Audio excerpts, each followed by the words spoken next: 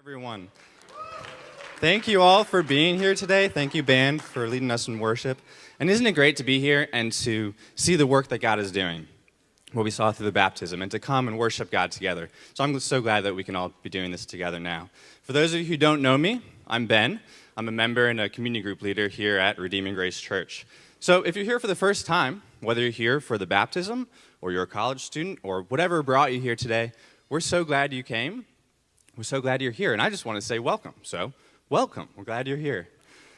So I just got a couple quick things to help you today just have a seamless first experience here at Redeeming Grace Church. So first of all, if you're here and you have kids between the age of 1 and 6th grade, we have children's ministry classes for your kids. In a couple minutes, we'll take a 5-minute break, and you're going to see this flood of people go out these doors into the lobby and go downstairs. Okay? So just follow that flood.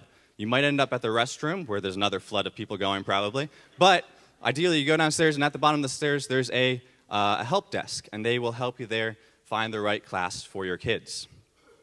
Now, if you're here today and you're looking for a new church home, there are a couple different ways that you can connect to this church and learn more about who we are and what we believe here. So one way is at the end of the service, you can go out, and there's a welcome center. There's a welcome table out there with some people there who can tell you about the church, answer any questions you have.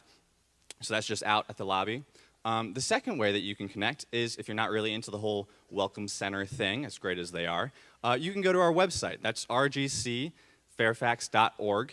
And there at the bottom of the page, there's this little button that you can click, and you can subscribe to emails. And those are emails that go out to all the church members. And that's a great way to figure out and learn about what it is that we as a church are talking about, the things that we care about. And so go ahead and sign up for that, and you'll be getting those weekly emails for that. The third way you can connect with people at the church, and this is my personal favorite, at some point today, you should turn to the person on your left or right or behind you and just say hi. Most of the people here are like reasonably normal, friendly people, and I'm sure they'd all love to talk to you, to get to know you a little bit better, and to answer any questions if you have questions, but just have a chat. Also, if you're here today and you are a college student or a young professional like me, this is a great week for you to be here. I have a quick question for you. Do you like playing games? Do you like free food? Or do you like nice people? If you like any of those those three things, then you are the perfect person to come to the college and career lunch that's happening after the service. All three things of those three things will be there. So what it is, it's a free lunch. You go downstairs at the end of the service, and it's just a great opportunity to get to know people, to connect. I usually meet new people there every time I go. So I really like it, and I would seriously recommend you go. All right. At this point, if I could just ask the ushers to come forward. And it was great singing God's praises. Now we're going to worship in a different way through the giving of our tithes and offerings. Just a note for guests, if you're here for the first time or you're just a guest, don't feel any pressure to put anything in the basket. Just pass it right along and help us out by doing that. Great, so let's pray.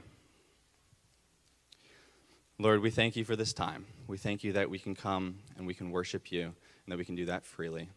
Lord, we thank you just for all the blessing that you have given us in our lives. And Lord, we just pray that now as we give these tithes and offerings, that you would use that to continue to further your kingdom. Lord, we pray for more testimonies like Alden's testimony today, for more baptisms, that you would use these funds to bring about and further your kingdom. And Lord, I just pray that you would help us to be joyful as we continue in that offering and in that service to you. So we pray all this in Jesus' name. Amen. Okay, that's it for the welcome. Now I'd like to invite Vince up to give another announcement. All right, thanks, Ben. I'm bringing Andrew up with me. This is Andrew Scrivener. Many of you all know Andrew. Andrew's a longtime member here, and we're here to talk to you a little bit about the Grief Share program. For those of you who don't know about our Grief Share program, we are one of the churches in the area that offers the Grief Share program. It's a national program, and we host it here at our church on a regular basis. Thanks to John and Doreen Pfeiffer, who've really championed this ministry over the years. It's a ministry to help people who are grieving the loss of a loved one. And sometimes people are grieving in such a way that sometimes they want to do it anonymously. And so it's really helpful to have grief share at different churches around the area, because sometimes people don't want to go to their own church for a grief share, but they might come to somebody else's church where they can just share what's going on in their lives. And so we've really had the privilege of hosting this for several years.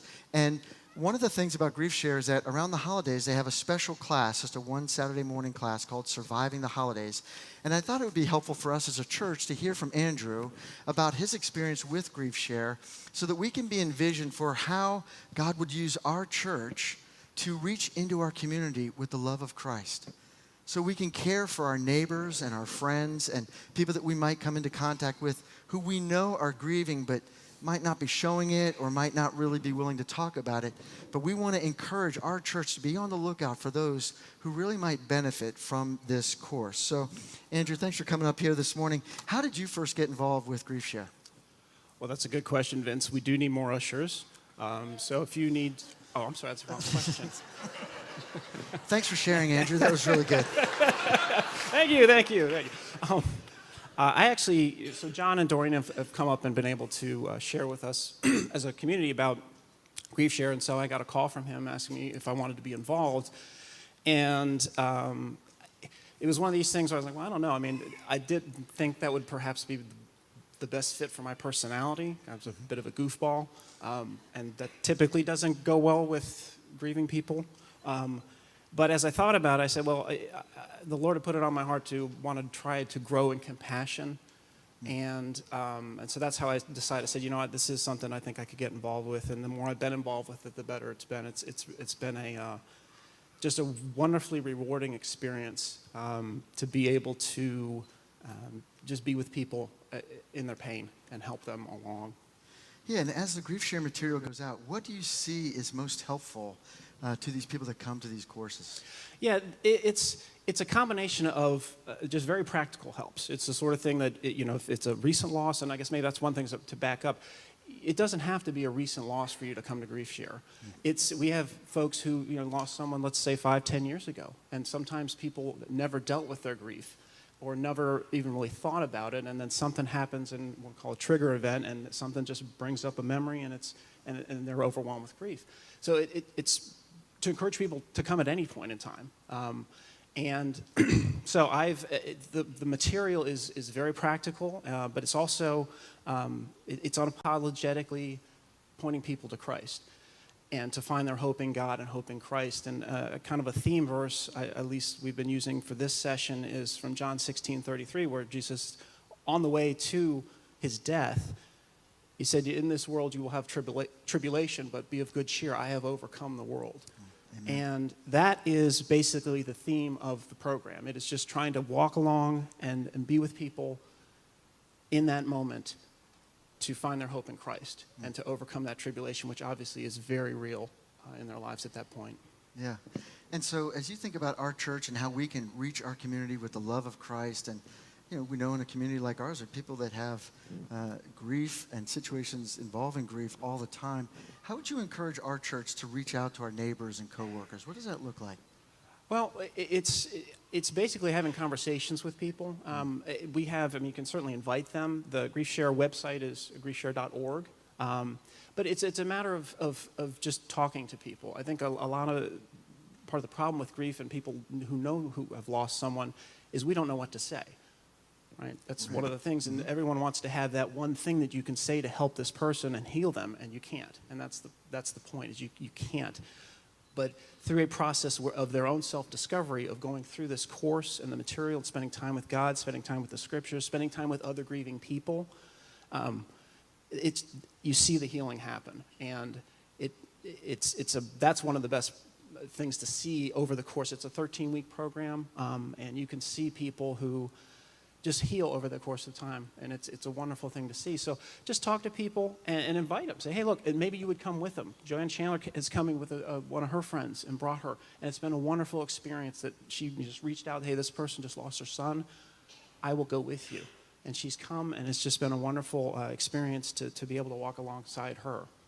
Wonderful.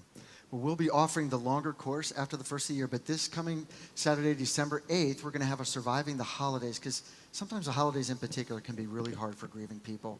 And so there's a short course just to really help people navigate, just with God's grace, some of these difficult times like the holidays. So if you know anybody, or if you want to find out more about it, you can talk to Andrew, you can talk to the Pipers, contact the church office, go to the website for Grief Share. That's a great And we have little resource. pamphlets out at the Welcome Center as well. And we have pamphlets at the Welcome Center. So really just a wonderful way to reach our community with the good news of Jesus Christ, to care and comfort people really when they're grieving. So we're going to take a break now for 5 minutes for children to go to children's ministry, and then we're going to hear the preaching of God's Word.